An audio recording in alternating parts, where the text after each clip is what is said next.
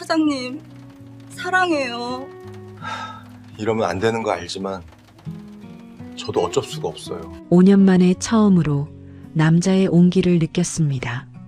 창고 형광등이 깜빡이고 밖에선 비가 쏟아지는 밤이었습니다.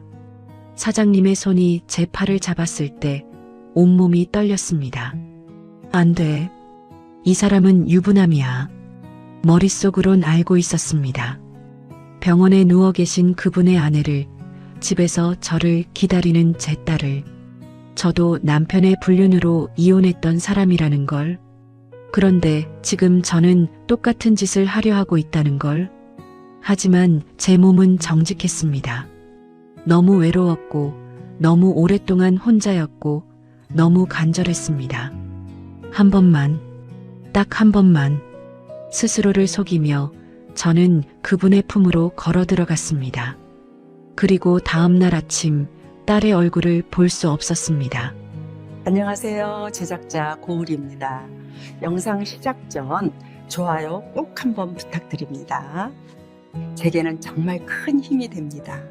항상 감사드리며 즐거운 시간 되세요. 시청자 여러분의 성원에 힘입어 드디어 저희가 광고 협찬을 받게 되었습니다. 정말 진심으로 감사드립니다. 릴리미오 헤어 밸런스 그린 샴푸는 예민해진 두피의 유수분 밸런스를 맞춰주어 탈모 증상 완화에 도움을 주는 기능성 샴푸입니다. 나이가 들수록 두피와 함께 줄어드는 모발을 지켜야 하는데요. 이미 많은 분들이 효과를 보고 있는 이 샴푸 적극 추천드립니다. 이번 행사 기간 동안 한정 수량으로 절반 가격에 드리고 있다고 하니 꼭 구매하시길 바랍니다. 구매 링크는 설명 더보기란과 고정 댓글에 남겨놓겠습니다. 다시 한번 진심으로 감사드립니다. 제 이름은 이지은, 올해 41살입니다. 결혼했다 이혼하고 다시 솔로로 돌아온 돌싱입니다. 8살 딸을 혼자 키운 지 5년째입니다. 하지만 제 이야기를 하려면 훨씬 전으로 돌아가야 합니다. 제가 왜 이렇게 됐는지, 왜 그날 밤 그런 선택을 했는지 이해하려면요. 저는 대전에서 태어나 평범한 가정에서 자랐습니다. 아버지는 회사원이었고 어머니는 전업주부였습니다. 오빠 하나의 저까지 평범한 사이인 가족이었습니다.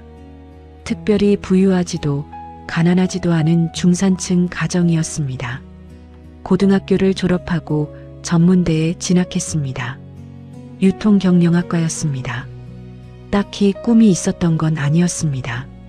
그냥 부모님이 추천해 주셔서 취업이 잘 된다고 해서 선택했습니다. 대학 시절은 평범했습니다. 아르바이트하고 수업 듣고 친구들과 어울렸습니다. 21살 때 오빠 친구였던 민수를 만났습니다. 그는 저보다 3살 위였고 작은 IT 회사에 다니고 있었습니다. 오빠네 집에서 친구들끼리 모이는 자리에서 처음 봤습니다. 안녕하세요. 저는 이지은이라고 합니다. 아, 네. 저는 강민수예요. 반갑습니다. 첫인상은 그저 그랬습니다.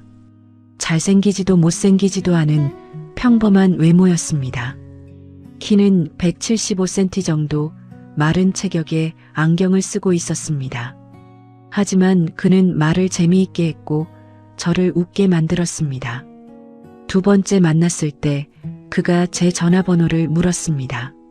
지은 씨, 혹시 괜찮으시면 연락처 좀 받을 수 있을까요? 네, 좋아요.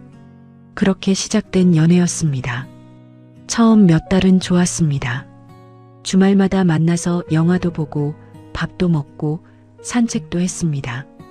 민수는 친절했고 제 말을 잘 들어줬습니다.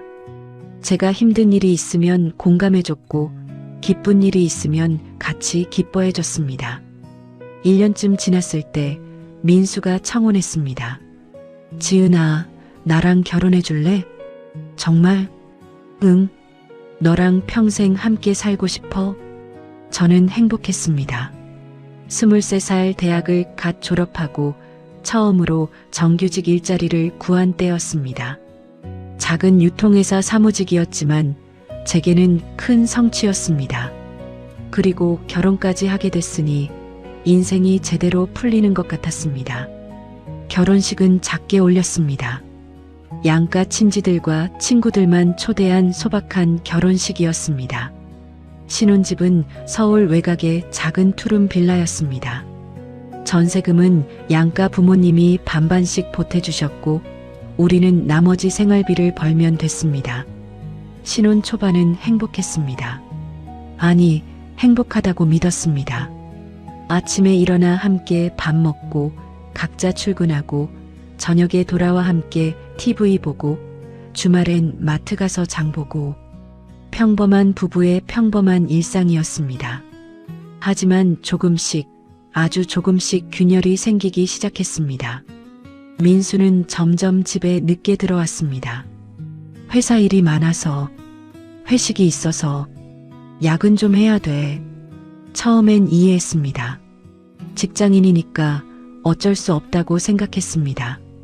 하지만 주말에도 회사에 나가고 술 약속이 잦아지고 집에 있을 때도 휴대폰만 보는 모습을 보면서 서운함이 쌓였습니다. 결혼 2년째 되던 해 저는 임신했습니다. 여보, 임신했어. 진짜? 축하해. 민수는 기뻐했습니다. 하지만 그뿐이었습니다. 산부인과 검진에 단 한 번도 함께 가지 않았고 태교에도 관심이 없었습니다. 입덧이 심해서 힘들다고 말해도 힘들겠네라는 말 한마디뿐이었습니다. 임신 8개월 때 회사를 그만뒀습니다. 배가 불러오니 일을 계속하기 힘들었고 출산 준비도 해야 했으니까요. 서연이를 낳았을 때 저는 26살이었습니다. 출산은 힘들었습니다.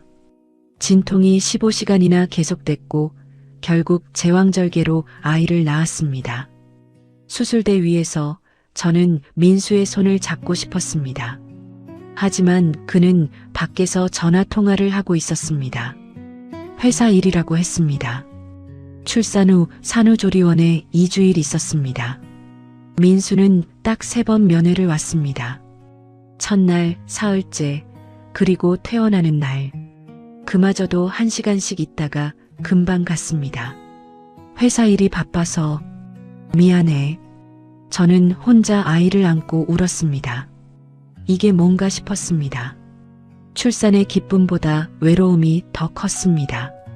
집으로 돌아온 뒤가 진짜 지옥이었습니다. 신생아는 2시간마다 깼고 저는 제대로 잠을 잘 수 없었습니다. 수유하고 기저귀 갈고 달래고 또 수유하고 그 사이사이 빨래하고 설거지하고 청소하고 민수는 여전히 늦게 들어왔습니다. 집에 와서도 아이를 안아보지 않았습니다. 피곤해. 좀 쉬게 해줘. 그리고 방에 들어가서 문을 닫았습니다. 저는 거실에서 혼자 울면서 아이를 재웠습니다. 왜 결혼했을까? 왜 아이를 낳았을까? 그런 생각이 들었습니다. 아이가 돌이 됐을 때쯤 저는 완전히 지쳐 있었습니다. 거울을 보면 낯선 사람이 서 있었습니다. 피부는 거칠어졌고 머리는 푸석푸석했고 눈 밑엔 다크서클이 자리 잡았습니다. 몸무게는 10kg이 빠졌고 옷은 헐렁했습니다. 그날도 민수는 새벽 2시에 들어왔습니다. 술 냄새를 풍기며 술 마셨어요? 응. 회식이었어. 매일 회식이에요? 거의 일주일째 새벽에 들어오잖아요. 왜 이래? 내가 돈 벌어오는 거잖아. 그래도 가족이잖아요. 아이 얼굴이라도 좀 봐줘요. 피곤하다고 했잖아. 왜 이렇게 잔소리야? 민수가 소리를 질렀습니다. 그 소리에 자고 있던 서연이가 깨서 울기 시작했습니다. 저는 아이를 안으려 일어났고 민수는 짜증스럽게 방문을 쾅 닫았습니다. 그날 밤 저는 아이를 안고 한없이 울었습니다. 이게 결혼 생활인가? 이게 가족인가? 아이가 3살이 됐을 때 저는 다시 일을 시작했습니다. 경력이 단절된 지 3년이 넘었고 정규직은 불가능했습니다. 동네 편의점에서 시간제 알바를 시작했습니다. 아침 6시부터 오후 2시까지 하루 8시간 근무였습니다. 서연이는 어린이집에 맡겼습니다. 아침 5시에 일어나 아이를 깨우고 밥 먹이고 옷 입히고 어린이집에 데려다주고 편의점으로 달려갔습니다. 오후 2시에 일을 마치면 다시 어린이집으로 가서 아이를 데려오고 집에서 저녁 준비하고 아이 씻기고 재우고 그러면 밤 9시쯤 됐습니다. 민수는 여전히 늦게 들어왔습니다. 11시, 12시, 새벽 1시. 주말에도 회사에 나갔고 골프 약속이 있다며 집을 비웠습니다. 우리는 부부라기보다 같은 집에 사는 남인 같았습니다. 대화도 없었고 스킨십도 없었고 함께 보내는 시간도 없었습니다. 서연이가 5살이 됐을 때 저는 결정적인 순간을 맞았습니다. 민수의 휴대폰에서 카톡 알림이 울렸습니다. 그는 샤워 중이었고 휴대폰은 소파 위에 놓여 있었습니다. 저는 무심코 화면을 봤습니다. 자기야, 어제는 정말 좋았어. 다음엔 언제 만날까? 여자 이름이었습니다. 손이 떨렸습니다. 더 보고 싶지 않았지만 저도 모르게 휴대폰을 들었습니다. 비밀번호는 제 생일이었습니다. 아이러니하게도 카톡을 열었습니다. 그 여자와의 대화가 수백 개 있었습니다. 사진도 있었습니다. 함께 찍은 사진, 호텔 침대 사진, 선물을 받고 기뻐하는 사진. 저는 그 자리에 주저앉았습니다. 다리에 힘이 풀렸고 손이 떨렸고 숨이 막혔습니다. 민수가 샤워를 마치고 나왔을 때 저는 휴대폰을 들고 있었습니다. 이게 뭐예요? 민수의 얼굴이 굳었습니다. 대답해요. 이게 뭐냐고요? 미안해. 미안하다고요? 그게 다예요? 잘못했어. 정말 잘못했어. 언제부터였어요? 1년쯤. 1년 동안 저를 속였다는 말에 저는 웃음이 나왔습니다. 미친 듯이 웃었습니다. 그리고 울었습니다. 왜요? 왜 그랬어요? 제가 뭘 잘못했어요? 뭐가 부족했어요? 지은아, 미안해. 정말 미안해. 미안하다는 말 그만해요. 이제 그만 들었어요. 저는 방으로 들어가 문을 잠갔습니다. 그리고 밤새 울었습니다. 다음 날 아침 저는 이혼을 요구했습니다. 이혼해요. 지은아, 한 번만 용서해줘. 다시는 안 그럴게. 못 믿어요. 이제 더 이상 못 믿겠어요. 아이 생각은 안 해? 서연이는 아빠가 필요해. 당신은 아빠였던 적이 없어요. 그냥 돈 갖다 주는 사람일 뿐이었어요. 이혼 절차는 석 달이 걸렸습니다. 위자료와 양육권 문제로 몇 번 다퉜지만 결국 합의했습니다. 위자료는 3천만 원, 양육권은 제가 갖고 양육비는 매달 50만 원씩 받기로 했습니다. 서연이는 당시 5살이었습니다. 엄마, 아빠는 어디 갔어? 아빠는 멀리 가셨어. 언제 와? 잘 모르겠어. 아빠 바쁘셔서. 아이에게 어떻게 설명해야 할지 몰랐습니다. 그냥 아빠가 없다고, 우리 둘만 살 거라고 말할 수밖에 없었습니다. 이혼 후 저는 36살이었습니다. 위자료 3천만 원으로 작은 원룸 전세를 얻었습니다. 15평도 안 되는 좁은 공간이었지만 제 집이었습니다. 양육비 50만 원과 제 편의점 알바비 130만 원으로 생활했습니다. 한 달에 180만 원, 전세 대출 이자 30만 원, 공과금 10만 원, 식비 50만 원, 서연이 학원비 40만 원, 교통비와 통신비 20만 원. 계산해보면 항상 모자랐습니다. 저축은 꿈도 못 꿨습니다. 그렇게 5년을 살았습니다. 5년 동안 저는 단 한 번도 쉬지 못했습니다. 아침 5시에 일어나 아이를 학교에 보내고 일하고 아이를 돌보고 집안일하고 잠드는 게 전부였습니다. 친구들은 하나둘 연락이 끊겼습니다. 만날 시간도 없었고 만나봤자 제 신세 한탄만 하게 될 것 같았으니까요. 부모님은 대전에 계셨고 자주 뵙지 못했습니다. 오빠는 자기 가족 돌보기 바빴고 저를 도와줄 여력이 없었습니다. 저는 완전히 혼자였습니다. 외로웠습니다. 정말 외로웠습니다. 밤에 아이를 재우고 나면 혼자 거실에 앉아 멍하니 천장을 보곤 했습니다. 이게 내 인생인가? 이렇게 살다가 죽는 건가? 누군가 저를 안아주면 좋겠다는 생각을 했습니다. 누군가 제 얘기를 들어주면 좋겠다는 생각을 했습니다. 누군가 힘들었지라고 말해주면 좋겠다는 생각을 했습니다. 하지만 그런 사람은 없었습니다. 그렇게 5년이 흘렀고 저는 41살이 됐습니다. 그해 가을 일하던 편의점에서 해고 통보를 받았습니다. 지은 씨, 미안한데 이번 달까지만 나와줄 수 있어요?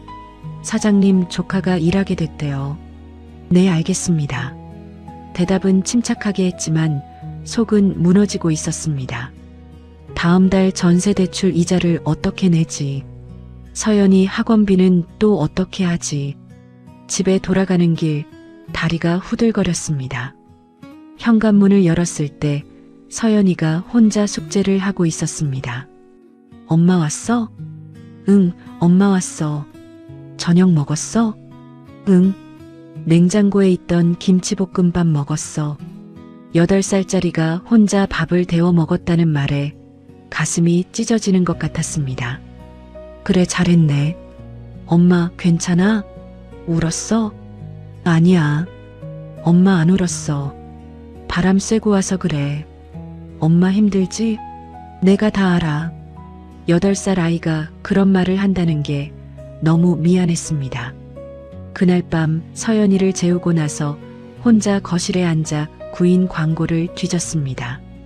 인터넷에도 지역 신문에도 가게 앞 게시판에도 대부분 나이 제한이 있거나 경력을 요구했습니다. 이틀 동안 수십 곳에 전화했지만 모두 거절당했습니다. 경력이 너무 오래됐네요. 나이가 좀 많으세요. 시간대가 안 맞네요. 절망적이었습니다. 사흘째 되던 날 오후 동네를 걷다가 작은 슈퍼 앞을 지나갔습니다. 유리문에 종이 한 장이 붙어 있었습니다. 직원 구함, 시간협의 가능. 손으로 쓴 글씨였습니다. 저는 잠깐 망설였습니다. 또 거절당하면 어쩌지. 하지만 선택의 여지가 없었습니다. 용기를 내서 슈퍼 문을 열고 들어갔습니다. 계산대 뒤에 한 남자가 서 있었습니다. 55쯤 되어 보이는 흰머리 섞인 남자였습니다. 피곤해 보이는 얼굴이었지만 눈빛은 온화했습니다. 저기 혹시 직원 구하신다고 해서요. 남자는 저를 잠깐 바라보더니 고개를 끄덕였습니다. 힘든 일인데 괜찮으시겠어요? 괜찮습니다. 저 꼭 일이 필요해서요. 그 순간 저는 제 목소리가 떨리고 있다는 걸 알았습니다. 간절함이 목소리에 묻어났습니다. 혹시 경력이 있으세요? 편의점에서 일한 적 있습니다. 6개월 정도요. 사실은 5년 넘게 일했지만 경력 단절 때문에 짧게 말했습니다. 그럼 내일부터 나오실 수 있으세요? 네, 감사합니다. 그렇게 저는 이 슈퍼에서 일하게 됐습니다. 그날 저녁 집으로 돌아가는 길에 눈물이 났습니다. 다행이다. 일자리를 구했다. 이제 서연이 밥은 먹일 수 있겠다. 다음 날 새벽 저는 정확히 5시 반에 슈퍼 앞에 도착했습니다. 남자 사장님이 이미 와 있었습니다. 일찍 오셨네요. 네. 늦으면 안 될 것 같아서요. 그날부터 저는 열심히 일했습니다. 무거운 우유 크레이트도 혼자 옮겼고 진열도 깔끔하게 했고 손님 응대도 최선을 다했습니다. 이 일자리를 잃으면 안 됐으니까요. 사장님은 좋은 분이었습니다. 말이 많지는 않았지만 친절했고 배려심이 있었습니다. 제가 점심시간에 도시락을 못 사왔다고 하면 가게 김밥이라도 먹으라고 하셨습니다. 서연이 전화가 오면 잠깐 통화하라고 눈치 주지 않으셨습니다. 괜찮아요. 아이가 중요하죠. 그 말 한마디에 제 눈시울이 뜨거워졌습니다. 5년 만에 처음으로 누군가 제 사정을 이해해주는 것 같았습니다. 함께 일한 지 한 달쯤 지났을 때 저는 사장님에 대해 조금씩 알게 됐습니다. 아내분이 병원에 입원해 계신다는 것, 혼자서 가게를 돌리느라 너무 힘들어 하신다는 것, 매일 병원에 들르고 밤늦게까지 일하신다는 것, 어느 날 점심시간 사장님이 병원에 다녀오신 후 표정이 좋지 않았습니다. 사장님, 괜찮으세요? 네, 괜찮습니다. 하지만 눈빛이 흔들리고 있었습니다. 저는 그 눈빛을 알았습니다. 혼자 버티는 사람의 눈빛, 무너지고 싶지만 무너질 수 없는 사람의 눈빛, 제가 거울 속에서 매일 보던 눈빛. 그날부터 저는 사장님을 조금 다르게 보기 시작했습니다. 동정이 아니었습니다. 동질감이었습니다. 우리는 비슷한 사람이었습니다. 혼자 버티고, 혼자 감당하고, 혼자 울고, 그렇게 하루하루를 살아가는 사람들. 어느 금요일 밤이었습니다. 비가 세차게 내리고 있었습니다. 손님이 거의 없었고 가게 안은 조용했습니다. 빗소리만 유리창을 두드렸습니다. 오늘은 일찍 문 닫는 게 어떨까요? 제가 조심스럽게 말했습니다. 그럴까요? 네. 그리고 사장님, 좀 쉬셔야 해요. 요즘 너무 무리하시는 것 같아서요. 사장님은 잠깐 저를 보시더니 고개를 끄덕였습니다. 마감을 마치고 사장님이 말씀하셨습니다. 지은 씨, 고생 많으셨는데 뒤편에서 한잔 하실래요? 저는 망설였습니다. 집에 가야 했습니다. 서연이가 혼자 있었으니까요. 하지만 사장님의 얼굴이 너무 외로워 보였습니다. 그 외로움을 저는 너무 잘 알았습니다. 괜찮으시다면요. 창고로 들어갔습니다. 낡은 테이블과 의자, 형광등 불빛, 창문 너머로 들리는 빗소리, 소주 한 병과 김밥 몇 개가 전부였습니다. 한잔 하시죠. 감사합니다. 처음엔 말이 없었습니다. 그저 잔을 기울이고 김밥을 먹고 또 잔을 채웠습니다. 한 잔, 두 잔 지나자 말문이 열렸습니다. 사장님이 먼저 말씀하셨습니다. 병원 이야기, 아내분 이야기, 혼자 가게를 지키는 외로움. 저는 그 말들을 들으며 고개를 끄덕였습니다. 많이 힘드시겠어요. 뭐 어쩔 수 없죠. 그 말 뒤에 숨겨진 무게를 저는 알았습니다. 어쩔 수 없다고 해서 덜 힘든 건 아니라는 것. 그냥 버틸 수밖에 없다는 것. 지은 씨는 어떠세요? 혼자 아이 키우시느라 힘드시죠? 그 질문에 저는 목이 메었습니다. 5년 만에 처음으로 누군가 제게 그런 질문을 했습니다. 힘들어요. 많이 외로우시겠어요. 네, 정말 외로워요. 그 순간 눈물이 났습니다. 참으려 했지만 멈출 수 없었습니다. 죄송해요. 갑자기 울어서. 괜찮아요. 울어도 돼요. 사장님은 그렇게 말하며 제 눈물을 그냥 지켜봐 주셨습니다. 판단하지 않았고 위로하려 하지도 않았습니다. 그냥 있어 주셨습니다. 저는 한참을 울었습니다. 5년 동안 참았던 눈물이 쏟아졌습니다. 이혼 후 처음으로 저는 제 감정을 솔직하게 드러냈습니다. 저도요, 가끔은요, 집에 불 켜진 창문들이 부러워요. 제가 말했습니다. 퇴근하고 골목 지나가다 보면 집집마다 불 켜진 창문이 보이잖아요. 그 안에서 가족들이 밥 먹고 얘기하고 웃고 있잖아요. 그런 게 부러우세요? 네. 저희 집은 제가 들어가도 딸만 혼자 있어요. 그럴 때마다 미안하고 또 외롭고 사장님이 고개를 끄덕이셨습니다. 저도 비슷해요. 집에 가도 아무도 없어요. 선미가 입원하고 나서 집이 집 같지 않더라고요. 우리는 서로의 외로움을 나눴습니다. 소주잔이 오가고 말이 이어졌습니다. 밖에선 계속 비가 내렸습니다. 술이 취했을 때쯤 시계를 보니 자정이 넘어 있었습니다. 이제 일어나야겠네요. 저는 자리에서 일어서려다 발이 휘청했습니다. 순간 사장님이 제 팔을 잡아주셨습니다. 조심하세요. 아, 네, 감사합니다. 그런데 그 순간 우리 눈이 마주쳤습니다. 가까운 거리였습니다. 심장이 빠르게 뛰기 시작했습니다. 사장님의 손이 제 팔을 잡고 있었고 그 온기가 전해졌습니다. 5년 만에 처음 느끼는 남자의 온기였습니다. 저는 손을 떼야 한다는 걸 알았습니다. 한 걸음 뒤로 물러서야 한다는 걸 알았습니다. 하지만 몸이 움직이지 않았습니다. 대신 제 손이 사장님의 팔을 잡고 있었습니다. 사장님, 제 목소리가 떨렸습니다. 지은 씨, 우리는 그렇게 서로를 바라봤습니다. 그리고 누가 먼저랄 것도 없이 우리는 가까워졌습니다.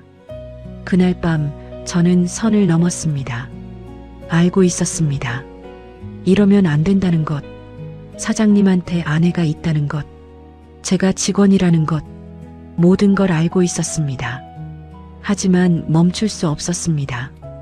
5년 동안 혼자였던 저에게 그 순간만큼은 누군가 함께 있어 주었으니까요. 다음 날 아침 저는 눈을 뜰 수가 없었습니다.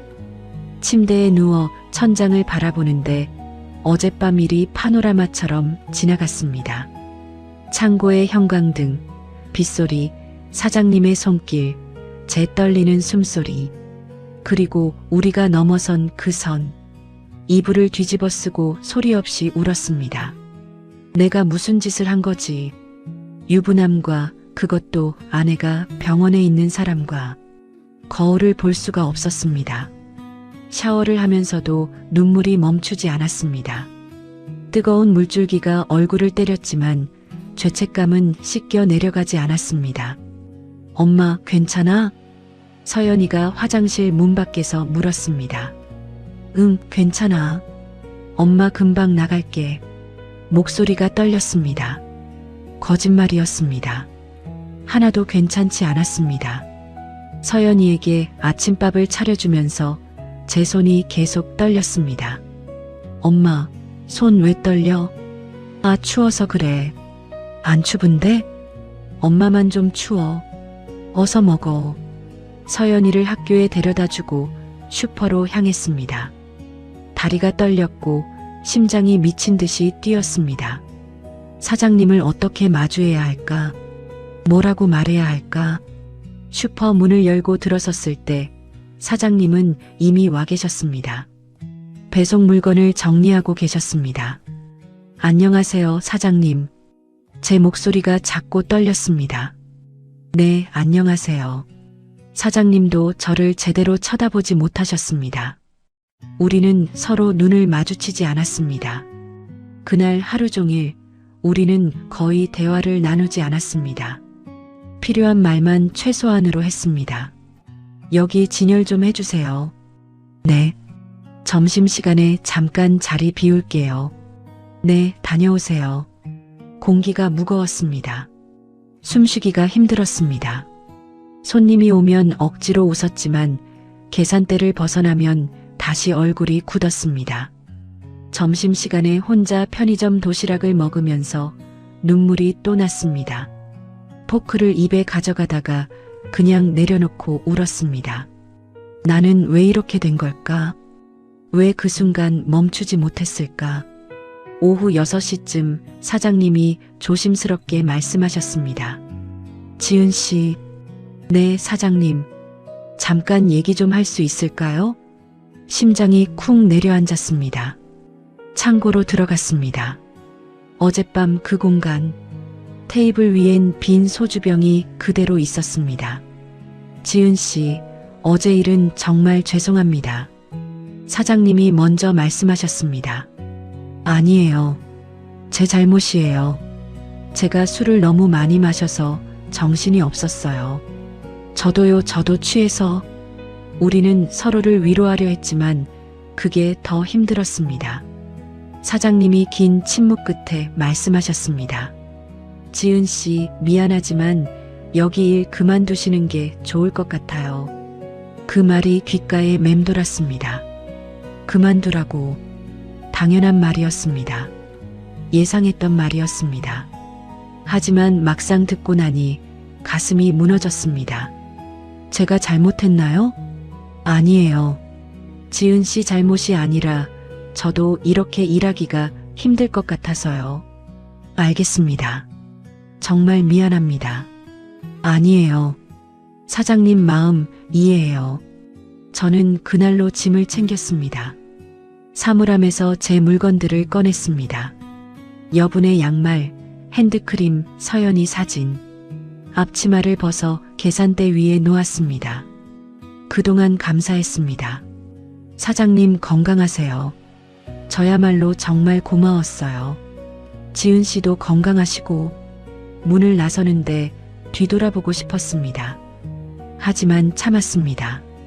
뒤돌아보면 울 것 같았으니까요. 집으로 가는 길 저는 멍하니 걸었습니다. 다시 일자리를 잃었습니다. 이번엔 제 잘못으로 현관문을 열었을 때 서연이가 숙제를 하고 있었습니다. 엄마 왔어? 일찍 왔네? 응, 오늘 일찍 끝나서. 그럼 좋다. 엄마랑 같이 저녁 먹을 수 있겠네. 서연이는 환하게 웃었습니다. 그 웃음을 보는데 가슴이 찢어지는 것 같았습니다. 이 아이한테 제가 무슨 짓을 한 걸까? 다시 일자리를 찾아야 했습니다. 하지만 마음이 움직이지 않았습니다. 며칠 동안 저는 집에만 있었습니다. 구인 광고를 보다가도 멍하니 창밖만 바라봤습니다. 서연이한테는 새 일자리 알아보는 중이라고 말했지만 사실 아무것도 하지 못했습니다. 머릿속이 온통 그날 밤 생각뿐이었습니다. 사장님의 눈빛, 목소리, 손길, 그리고 제가 느꼈던 그 순간의 따뜻함. 5년 만에 처음으로 누군가 저를 안아줬을 때의 그 느낌. 잊어야 하는데 잊혀지지 않았습니다. 일주일이 지났습니다. 그날도 비가 내렸습니다. 가을비치곤 세차게 쏟아지는 밤이었습니다. 서연이를 재우고 거실에 혼자 앉아 있었습니다. 창밖으로 빗소리가 들렸습니다. 그 소리를 듣는 순간 일주일 전 그날 밤이 떠올랐습니다. 사장님은 어떻게 지내실까? 혼자 가게를 지키시느라 힘드시진 않을까? 병원엔 잘 다니고 계실까? 사모님은 좀 나아지셨을까? 그런 생각들이 꼬리를 물고 이어졌습니다. 그리고 문득 보고 싶다는 생각이 들었습니다. 한 번만 더 뵙고 싶다는 생각이 들었습니다. 안 된다는 걸 알았습니다. 가면 안 된다는 걸 알았습니다. 하지만 몸이 먼저 움직였습니다. 외투를 걸치고 우산도 안 챙기고 집을 나섰습니다. 이지은, 제정신이야? 왜 가는 거야? 스스로에게 물었지만 발걸음은 멈추지 않았습니다. 비를 맞으며 걸었습니다. 옷이 젖었고 머리카락에서 물이 뚝뚝 떨어졌습니다. 하지만 신경 쓰이지 않았습니다. 슈퍼 앞에 도착했을 때 불이 켜져 있었습니다. 유리문 너머로 사장님이 보였습니다. 혼자 계산대를 정리하고 계셨습니다. 손이 떨렸습니다. 문을 열어야 할까? 그냥 돌아가야 할까? 한참을 망설이다가 문을 밀었습니다. 딸랑하고 문이 종이 울렸습니다. 사장님이 고개를 드셨습니다. 그리고 얼어붙으셨습니다.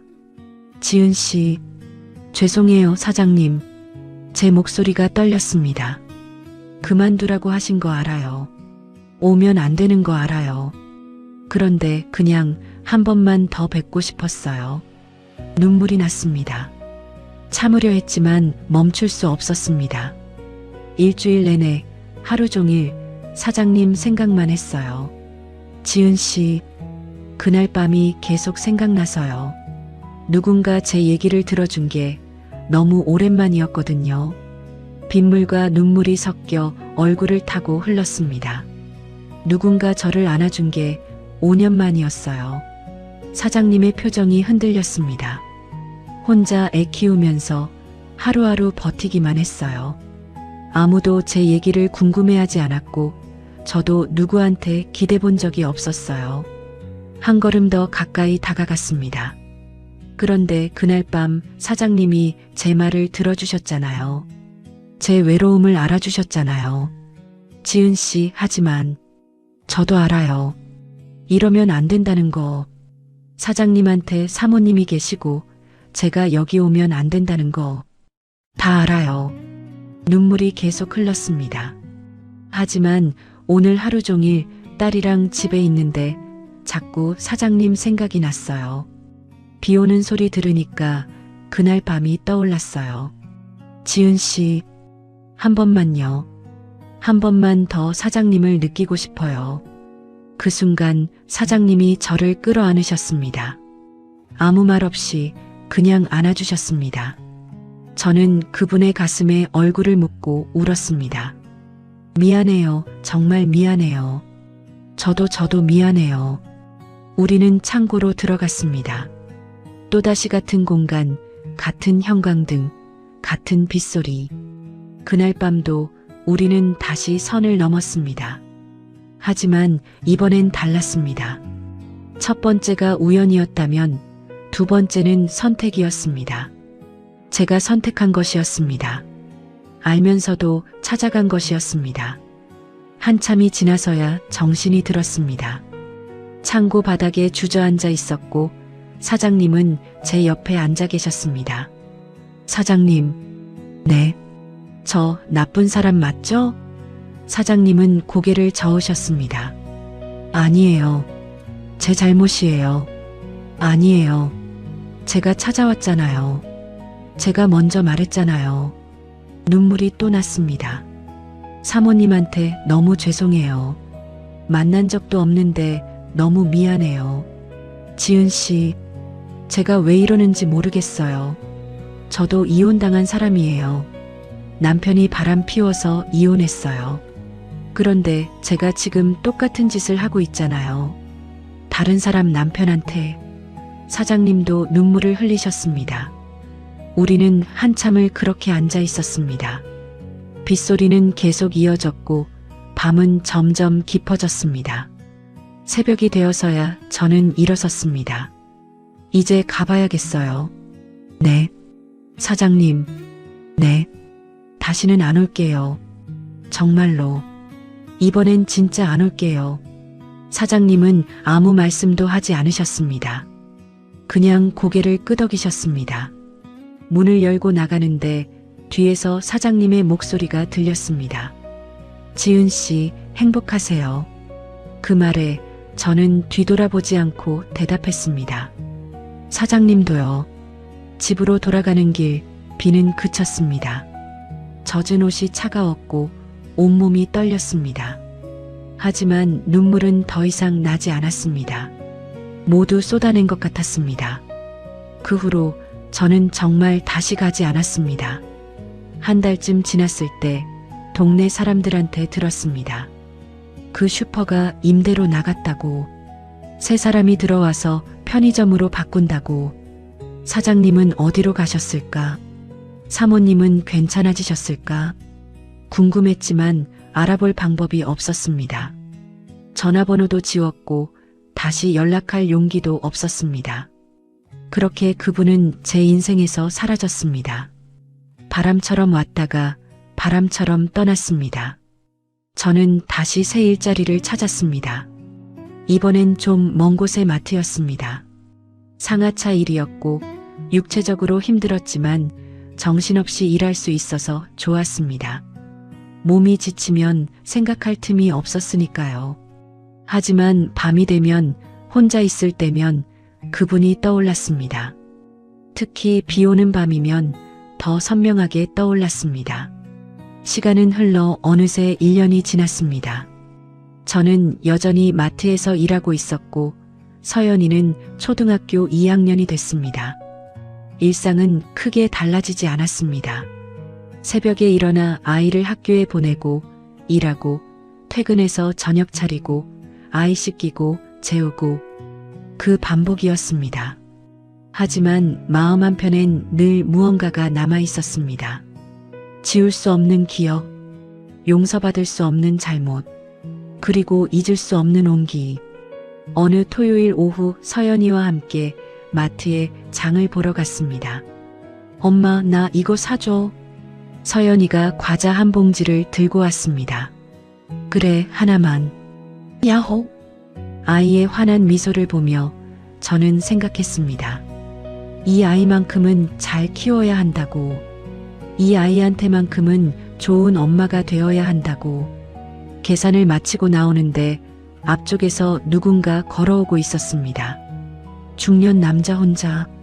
심장이 멎는 것 같았습니다. 뒷모습이 사장님과 너무 닮았습니다. 걸음걸이, 어깨선, 키. 저는 그 자리에 멈춰 섰습니다. 엄마, 왜 그래? 아니야. 그 남자가 고개를 돌렸습니다. 다른 사람이었습니다. 저는 한숨을 내쉬었습니다. 아직도 이러고 있구나. 1년이 지났는데도. 집으로 돌아와서 저녁을 준비했습니다. 서연이는 거실에서 만화를 보고 있었고 저는 부엌에서 재료를 다듬었습니다. 칼로 팔을 썰다가 문득 손을 멈췄습니다. 만약 그날 밤 슈퍼에 가지 않았다면, 만약 비 오는 밤에 다시 찾아가지 않았다면, 만약 두 번째 선을 넘지 않았다면, 지금 제 마음이 이렇게 무겁지는 않았을까? 하지만 후회하는 걸까? 아닌 걸까? 솔직히 잘 모르겠습니다. 그 순간만큼은 정말 행복했으니까요. 5년 만에 처음으로 저는 여자로 느껴졌으니까요. 엄마, 밥 다 됐어? 응, 거의 다 했어. 조금만 기다려. 알았어. 저는 다시 칼을 들고 팔을 썰었습니다. 이게 제 자리라고, 이게 제 일상이라고 되뇌었습니다. 어느 평일 저녁 퇴근길에 예전 동네를 지나가게 됐습니다. 굳이 갈 필요 없는 길이었지만 왠지 가고 싶었습니다. 슈퍼가 있던 골목 끝으로 걸어갔습니다. 지금은 편의점으로 바뀌어 있었습니다. 간판도 완전히 새로 달렸고 내부도 리모델링이 됐습니다. 유리문 너머로 젊은 직원이 보였습니다. 예전 그 공간이 아닌 것 같았습니다. 저는 한참을 그 앞에 서 있었습니다. 여기서 일했었지. 여기서 사장님을 만났지. 여기 창고에서 그 일이 있었지. 가슴이 아렸습니다. 저기 손님 괜찮으세요? 편의점 직원이 나와서 물었습니다. 아, 네, 괜찮아요. 그냥 옛날 생각나서요. 아, 그러시구나. 예전에 여기 오셨었나 봐요? 네, 잠깐. 저는 고개를 숙이고 그 자리를 떠났습니다. 집으로 돌아가는 길 눈물이 났습니다. 왜 우는지 스스로도 잘 모르겠습니다. 그리운 건지 후회하는 건지 아니면 그냥 슬픈 건지. 그날 밤 서연이를 재우고 혼자 거실에 앉았습니다. 핸드폰을 꺼내 예전 사진들을 보다가 문득 생각났습니다. 사장님 전화번호를 지웠던 날. 그날 정말 많이 울었습니다. 번호를 지우면 정말 끝이라는 걸 알았으니까요. 하지만 외워두진 않았습니다. 다시 연락하면 안 된다는 걸 알았으니까요. 창밖을 보니 비가 내리기 시작했습니다. 가을비였습니다. 그 소리를 들으니 또 그날 밤이 떠올랐습니다. 한 번만요. 한 번만 더. 제가 했던 말이 귓가에 맴돌았습니다. 얼마나 절박했으면 그런 말을 했을까? 얼마나 외로웠으면 유부남한테 그렇게 매달렸을까? 지금 생각하면 부끄럽습니다. 하지만 그때는 정말 진심이었습니다. 어느 일요일 아침 서연이가 물었습니다. 엄마, 엄마는 재혼 안 해? 갑작스러운 질문에 당황했습니다. 갑자기 왜? 친구 엄마가 재혼했대. 새 아빠 생겼대. 그래, 나도 아빠 있으면 좋겠어. 아빠 있는 친구들 부러워. 가슴이 찡했습니다.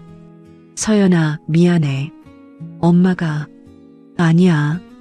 엄마 잘못 아니야. 나 알아. 9살짜리가 무슨 생각을 하고 사는 걸까? 엄마는 서연이만 있으면 돼.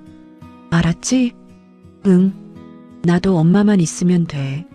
서연이가 제 품에 안겼습니다. 저는 아이를 꼭 안으며 생각했습니다. 다시는 그런 실수를 하지 말아야겠다고. 이 아이한테 부끄럽지 않은 엄마가 되어야겠다고. 시간이 더 흘러 겨울이 왔습니다. 어느 추운 저녁, 마트 상하차 일을 마치고 나오는데 눈이 내리고 있었습니다. 첫눈이었습니다. 사람들이 기뻐하며 사진을 찍고 있었습니다. 저도 핸드폰을 꺼내 사진을 찍으려다가 멈췄습니다. 문득 사장님이 떠올랐습니다. 지금쯤 어디서 뭐하고 계실까? 사모님은 완전히 나으셨을까? 다시 슈퍼를 하고 계실까? 아니면 다른 일을 하실까? 혹시 저를 생각하실까? 아니면 완전히 잊으셨을까? 답을 알 수 없는 질문들이었습니다. 집에 돌아와서 저녁을 준비하는데 서연이가 숙제를 하다 물었습니다. 엄마, 용서가 뭐야? 용서? 갑자기 왜? 숙제에 나왔어. 용서란 무엇인가 써오래. 용서. 그 단어가 가슴에 박혔습니다. 용서는 누군가 잘못했을 때 그걸 이해하고 받아들이는 거야. 그럼 엄마는 아빠 용서했어? 대답할 수 없었습니다. 용서했을까, 안 했을까? 솔직히 잘 모르겠습니다. 엄마도 잘 모르겠어, 서연아. 그럼 나중에 알게 돼?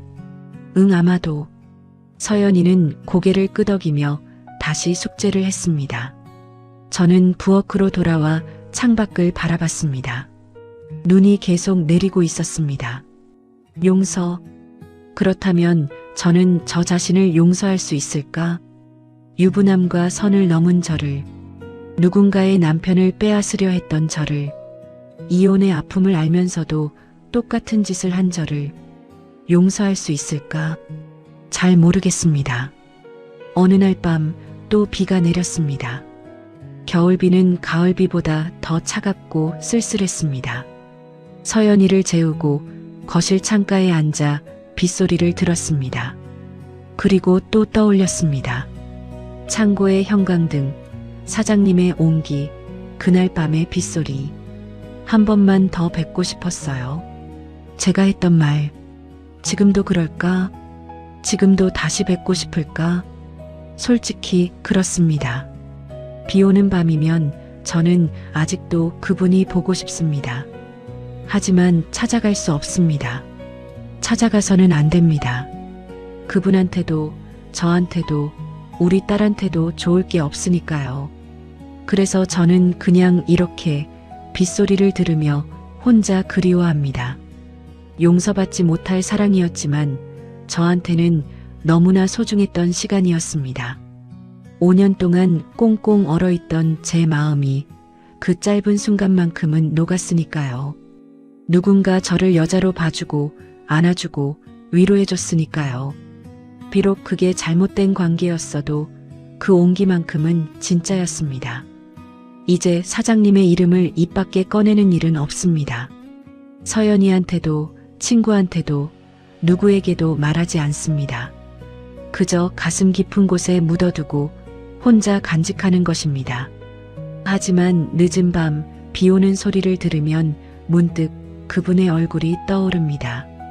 지금쯤 잘 지내고 계실까? 사모님과 다시 슈퍼를 하고 계실까? 혹시 가끔이라도 저를 떠올리실까? 답을 알 수 없지만 저는 이렇게 기도합니다.